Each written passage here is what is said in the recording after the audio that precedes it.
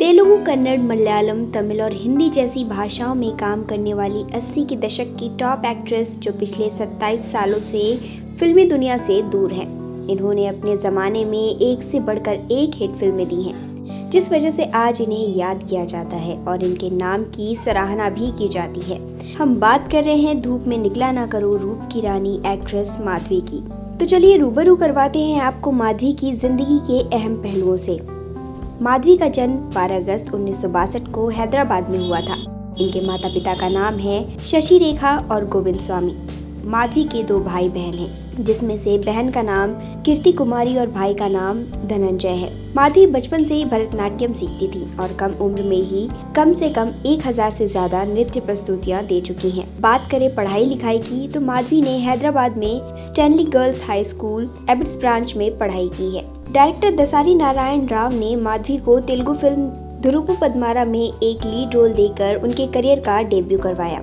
हालांकि अपनी debut film में माधवी की उम्र काफी कम थी, लेकिन पहली ही फिल्म बहुत बड़ी हिट साबित हुई, जिसके बाद माधवी को मशहूर तेलुगु अभिनेता चिरंजीवी के साथ काम करने का मौका मिला और एक के बाद एक कई फिल्मों में माधवी ने उनके साथ अभिनय किया। बताते चिरंजीवी के साथ माधवी की पहली फिल्म थी इंट्लो रमैया वीडिलो कृष्णैया। सन 1982 में माधवी ने चिरंजीवी के साथ फिर से काम किया, जिसका नाम था कैदी, जो एक बड़े पैमाने पर हिट साबित हुई। तेलुगु में उनकी आखिरी फिल्म थी बिग बॉस। पहली ही फिल्म से हिट होने वाली माधवी के पास फिल्मों की झड़ी सी लग चुकी थी। बात करें जाने माने डायरेक्टर के बालचंदर की तो उन्होंने माधवी को अपनी तेलुगु फिल्म मारो चरित्र में सहायक भूमिका में कास्ट किया। बेहद शानदार फिल्म एक दूजे के लिए सन 1981 में माधवी को छोटा किरदार लेकिन शानदार किरदार निभाने का मौका मिला। इस फिल्म ने बॉक्स ऑफिस पर सारे के सारे रिकॉर्ड तोड़ डाले थे। साथ ही माधवी को फिल्म के लिए सर्वश्रेष्ठ सहायक अभिनेत्री के रूप में फिल्म फेयर पुरस्कार नामांकन अर्जित किया। 80 के दशक में माधवी की एंट्री ने अमिताभ बच्चन के साथ कई फिल्मों में काम करने का उन्हें मौका दिया। जैसे फिल्म गिरफ्तार में माधवी ने काम किया, जिसका गाना धूप में निकला ना करो रूप की रानी बहुत मशहूर हुआ था। अमिताभ के साथ उन्होंने कुछ और फिल्में भी की, जिनमें अंधा कानून और अग्निपथ का नाम शामिल है। अब माधवी फिल्म में साइड रोल से लीड रोल की तलाश में थी। तब कमल हसन और रजनीकांत ने उनकी मदद की, उनके साथ कई फिल्में साइन की। माधवी को सबसे ज्यादा फायदा हुआ श्रीदेवी से, क्योंकि श्रीदेवी बॉलीवुड की फिल्मों की तरफ रुख कर रही थी, जिससे वो साउथ की फिल्में नहीं कर रही थी, और इसी वजह से माधवी को साउथ की बड़ी फिल्में मिली और माधवी ने साउथ में अपनी एक अलग पहचान बना ली थी। बोल्ड एक्ट्रेस के रूप में भी वो जानी गई। टिक टिक फिल्म में उन्होंने डायरेक्टर के कहने पर इस फिल्म में बिकनी भी स्पॉट की थी, जो कि उस टाइम में रेयर था।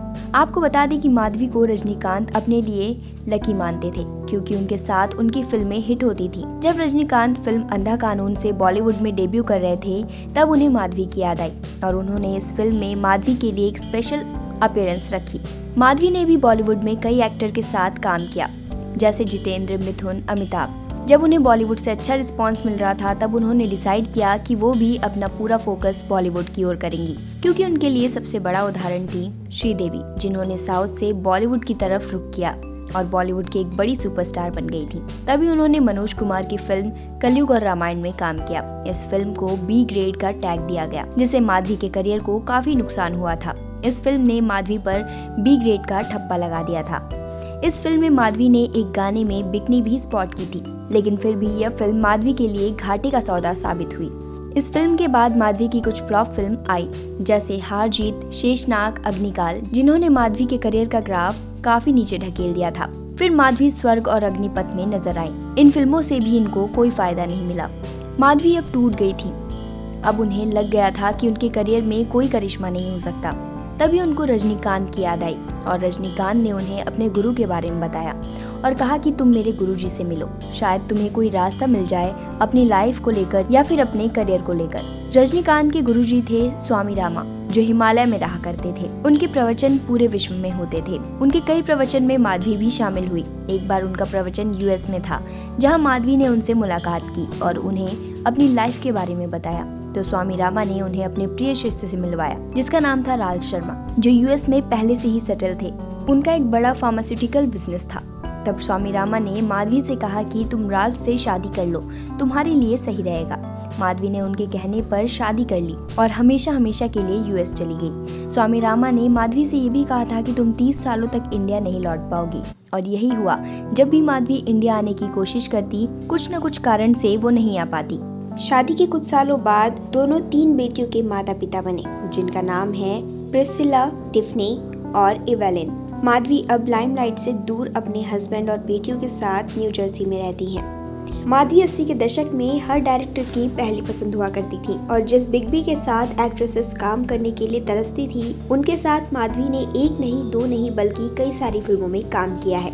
सन 1994 में आई फिल्म खुदाई में आखिरी बार माधवी दिखाई दी थी। अपने 17 साल की फिल्मी करियर में माधवी ने 300 से ज्यादा फिल्मों में काम किया और साथ ही लोगों का खूब मनोरंजन भी किया। लेकिन अब वो बॉलीवुड से दूर अमेरिका में रह रही हैं, जिसकी वजह से वो कई सारे अवार्ड्स को अपने नाम कर चुकी हैं, जिसमें 3 केरल राज्य फिल्म पुरस्कार और एक film fair award south best actress के लिए जीत चुकी हैं।